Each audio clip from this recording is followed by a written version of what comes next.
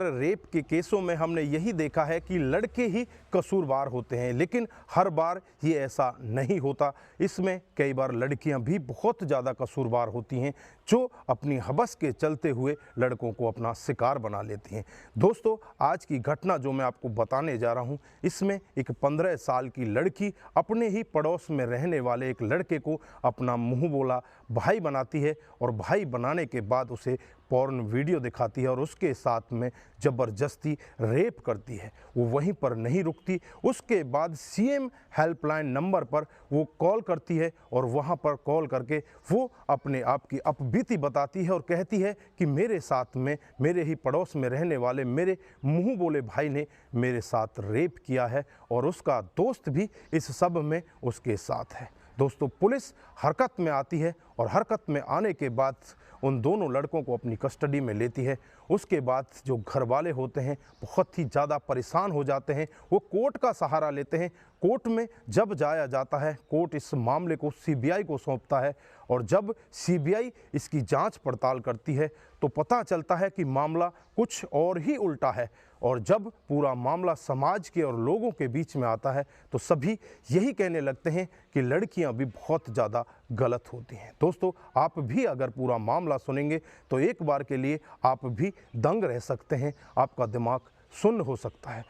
तो आइए जानते हैं पूरा मामला क्या था। नमस्कार, जय हिंद। आप देख रहे हैं एपीएच न्यूज़ राहुल रावत के साथ। तो दोस्तों, आज की जो मैं हकीकत की घटना आपको बताने जा रहा हूं, मध्य प्रदेश में एक जगह पड़ती है ग्वालियर और ये ग्वालियर के ही सिपी कॉलोनी की हकीकत की घटना है। यहां पर लड़की का नाम मैं आपको बदला हुआ बता रहा हूं, उसका नाम कांता है और जिसकी उम्र 15 साल है। दोस्तों, उसके ही पड़ोस में एक लड़का होता है और जिसका भी बदला हुआ नाम उदयवीर सिंह है और जिसकी उम्र भी लगभग 16 साल होती है। दोस्तों, वो लड़का उसके ऊपर वाले मंजिल पर रहता है, लड़की नीचे वाले मंजिल पर रहती है। जो लड़का होता है उसके मकान मालिक का होता है, लड़की वहाँ पर किराए पर रहा करती है। 28 जनवरी का ये मामला है जब सीएम हेल्पलाइन नंबर पर एक कॉल की जाती है और कॉल में ये लड़की अपने आप को बताती है कि साहब, मेरे साथ में मेरे पड़ोस में रहने वाले मेरे मुंह बोले भाई ने रेप किया है और उसके साथ एक उसका दोस्त भी है। उन दोनों ने मिलकर मेरे साथ में दरिंदगी की है और मुझे जान से मारने की धमकी दी है। अगर तुमने इस सब के बारे में किसी को बताया तो तुम्हें जान से मार दिया जाएगा। इसलिए मैं ना तो नज़दीकी पुलिस स्टेशन में कॉल कर पाई हूँ, ना ही मैंने अपने माता पिता को बताया है।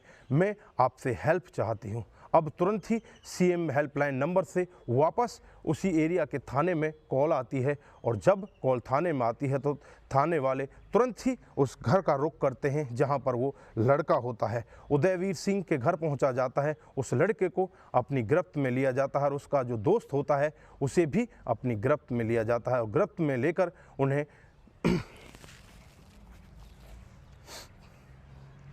उन दोनों को गिरफ्त में लेकर उनसे जांच पड़ताल में पुलिस लग जाती है और पुलिस अपनी जांच पड़ताल में उन दोनों को दोषी ठहरा देती है, क्योंकि उस लड़की के साथ में रेप हुआ था। उसकी भी जांच होती है और जांच में यही खुलासा होता है कि लड़की के साथ में रेप हुआ है। घर वाले बहुत ही ज़्यादा परेशान हो जाते हैं। परेशान होकर वो नज़दीकी कोर्ट में जाते हैं और कोर्ट में जाकर गुहार लगाते हैं कि साहब, हमारे बेटे ने ऐसा किया ही नहीं है, हमारे बेटे को तो फंसाया जा रहा है। अब कोर्ट भी इनकी सुनवाई कर लेता है और सीबीआई को ये मामला सौंप देता है। सीबीआई जब अपनी गहराई से पूरी जांच पड़ताल के साथ में जांच करती है, वहां के सीसीटीवी कैमरों को खंगाला जाता है, तो 28 जनवरी का जब वाकया जो होता है उसे सीसीटीवी कैमरे में देखा जाता है तो सिर्फ उदयवीर सिंह ही वहां पर दिखाई देता है, उसका कोई दोस्त वहां पर दिखाई नहीं देता। अब सीबीआई को भी शक होने लगता है कहीं ना कहीं ये लड़की झूठ बोल रही है। अब उस लड़की को भी अपनी जांच पड़ताल के लिए अपने पास बुलाते हैं और जब उस लड़की के साथ सख्ती के साथ पूछा जाता है तो लड़की भी टूट जाती है और सब कुछ सच सच बताने लगती है। वो लड़की बताती है कि साहब, ये लड़का मेरे से बहुत ही गंदा बोला करता था। ये मेरे मकान मालिक का लड़का है और मैं इससे बदला लेना चाहती थी। जो इसके पिता हैं वो भी मेरे से गंदा बोला करते थे, मेरे को नौकरानी कहते थे, क्योंकि मैं एक गरीब परिवार से थी। मुझे ऐसा लगा कि क्यों ना मैं इनसे बदला लूं, और बदला लेने के लिए एक दिन का वाक़या होता है 28 जनवरी को, जब ये लड़का हमारे घर के अंदर आ जाता है। मेरे माता पिता वहाँ पर नहीं होते, करीब शाम को 7 बजे का वक्त होता है। मैं इसे पॉर्न वीडियो दिखाती हूँ और ये मेरे से साफ मना कर देता है कि मैं तेरे साथ में ऐसा कुछ भी नहीं करना चाहता। लेकिन मैं इसे फिर दोबारा से वो वीडियो दिखाती हूँ और इसकी उत्तेजना को जगाती हूँ। उसके बाद में फिर ये मेरे साथ में संबंध बनाता है, और संबंध बनाने के बाद जैसे ही ये अपने घर की तरफ चला जाता है, मैं तुरंत ही CM हेल्पलाइन नंबर पर अपनी कंप्लेंट डाल देती हूँ।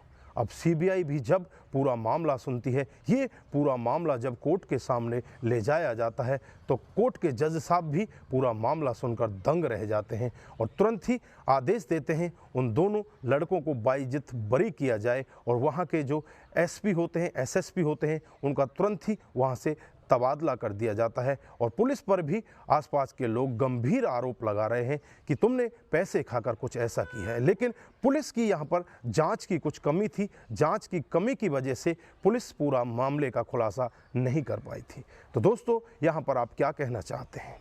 मामलों में यही देखा जाता है कि लड़के कसूरवार होते हैं, लेकिन यहाँ पर तो एक लड़की जिसकी मात्र उम्र 15 साल होती है और जो बदले की भावना में इस तरह से पागल हो जाती है, वो लड़के से और लड़के के पिता से बदला लेने के लिए पहले अपने आप को उस लड़के का शिकार बनाती है और फिर उससे बदला लेने के लिए CM हेल्पलाइन नंबर से सहायता मांगती है।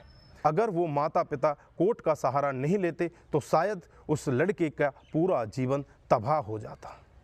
तो दोस्तों, यहाँ पर आप क्या कहना चाहते हैं? आपकी जो भी राय है कमेंट बॉक्स में ज़रूर दीजिएगा। दोस्तों, इस घटनाक्रम को सुनाने का उद्देश्य किसी को बरगलाना, किसी को बहकाना, किसी पर किसी प्रकार का दबाव बनाना नहीं है। हमारा उद्देश्य बस यही है कि आप लोग जागरूक हों और ऐसे क्राइम के बारे में जानें जो डे बाई डे हमारे समाज में बढ़ते जा रहे हैं। दोस्तों, आज के लिए बस इतना ही। फिर मिलते हैं किसी नए मूड के साथ। तब तक के लिए आप अपना ख्याल रखें, अपने परिवार का ख्याल रखें, सतर्क रहें, सावधान रहें और ऐसे क्राइम को अपने आसपास ना होने दें।